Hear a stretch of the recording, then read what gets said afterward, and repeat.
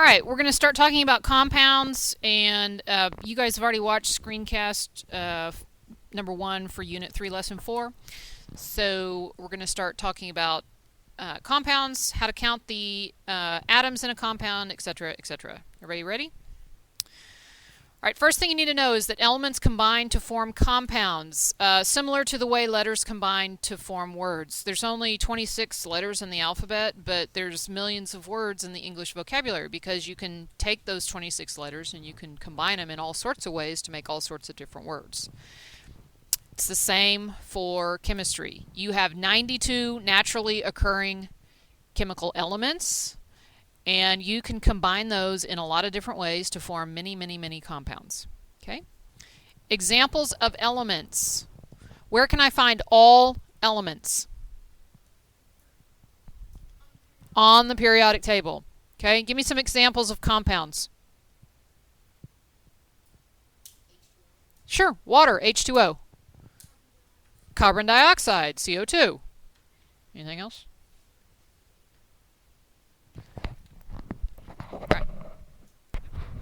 Okay, so make sure that you have written down that all elements are listed on the periodic table.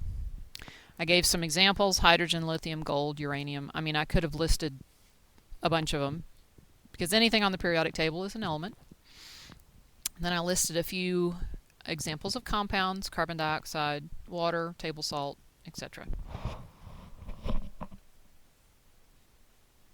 All right, down at the bottom. Subscripts are used in the formula of compounds to show how many atoms of an element are present, but subscripts of 1 are not written.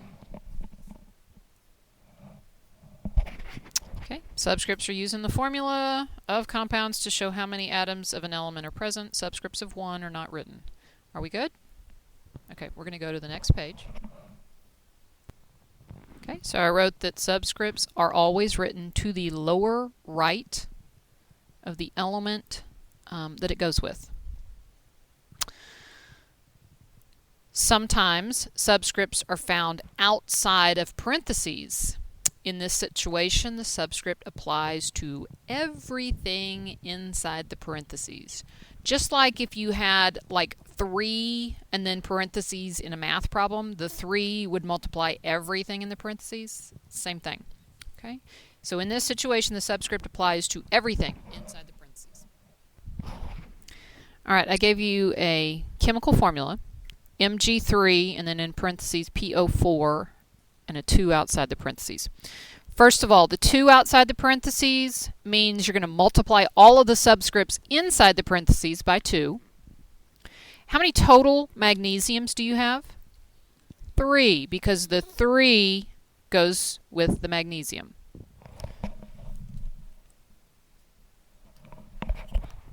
How many total phosphorus atoms do you have? Hang on. The 4 applies to the oxygen. The 1, which is not written, applies to the phosphorus. So phosphorus has a subscript of 1 inside the parentheses, but then you have to multiply it by 2 outside. So 1 times 2, 2 phosphorus. And 8 oxygen, because 4 times 2 is 8. Okay? Try the next one, and then we'll check it.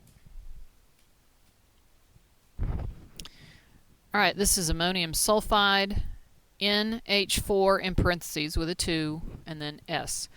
Inside the parentheses, what is the subscript on the N? Inside the parentheses, it's 1, and it's not written if it's 1. Okay, now that 2 is going to apply to both the nitrogen and the hydrogen. What's the subscript on the sulfur? 1. It's not written. Okay. Let's look. Total nitrogens. Yeah, 1 times 2 is 2. Hydrogens. 8. Sulfurs. Just 1. Good.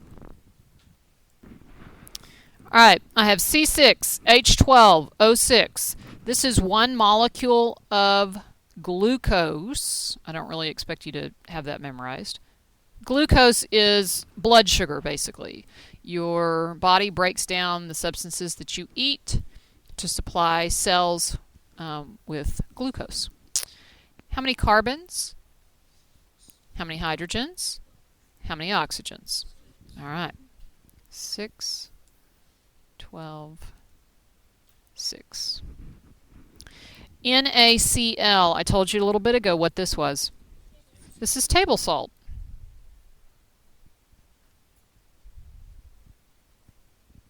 There are no subscripts anywhere, which means that the subscript on sodium is 1 and the subscript on chlorine is 1. So you have 1 sodium and 1 chlorine. Down at the bottom, this is 1 molecule of lithium nitrate. I don't really expect you to know that off the top of your head.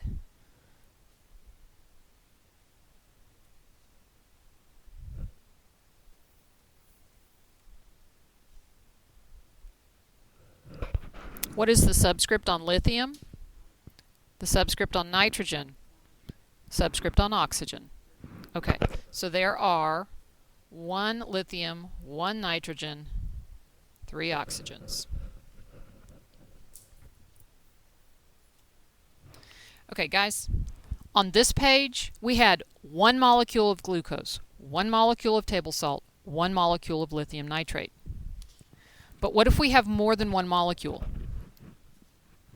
We need something called a coefficient.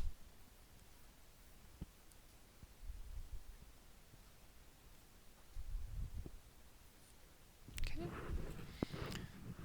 Coefficients are used to show that more than 1 molecule is present.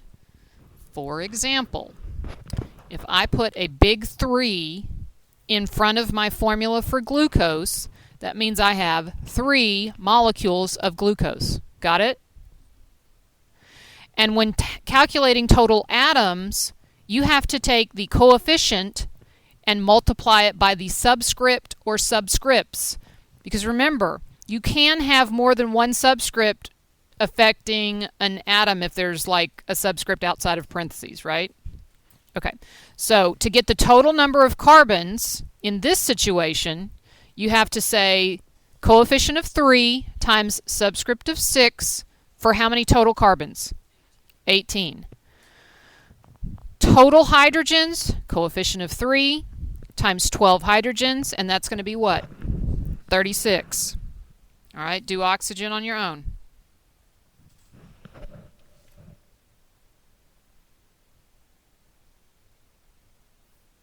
And what do you get?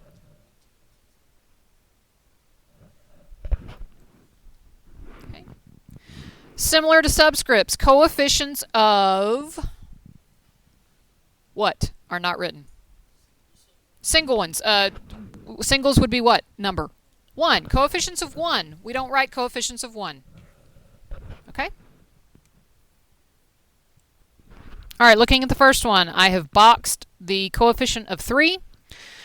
The only written subscript is 4, even though I know that nitrogen has a subscript of 1 and chlorine has a subscript of...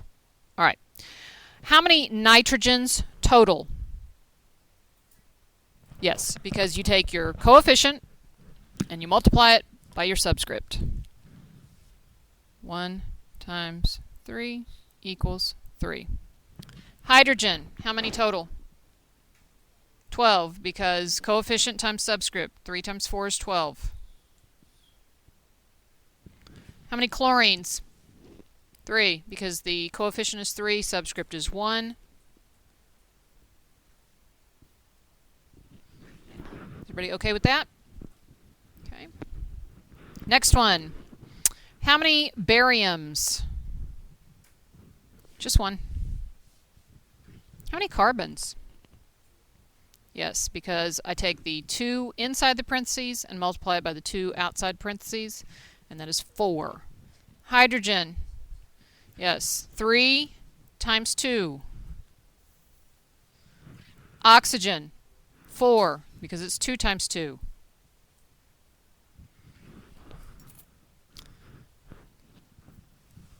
Silver, 1. The coefficient is 1, the subscript is 1. 1 times 1 is 1. Nitrogen, 1 is the coefficient, 1 is the subscript, 1 times 1 is 1. Oxygen, yeah, coefficient of 1, subscript of 3, 1 times 3 is 3. Okay, looking at the next one, your coefficient this time is 4. So how many hydrogens? Yes, because 4 times 2 is 8. Coefficient times the subscript. What's the subscript on sulfur, guys? Yeah. Okay, so you're going to take sulfur's subscript, which is 1, and multiply it by the coefficient, which is 4. 4 times 1, 4 sulfurs. How many oxygens? 16, because 4 times 4 is 16. Okay. Bottom one. There is no coefficient written, so we understand that it's 1. Calcium's subscript is also 1. Carbon's subscript is 1. Oxygen's subscript is 3. All right, calcium, coefficient of 1 times subscript of 1, 1 calcium. How about carbon? 1. How about oxygen? And 3.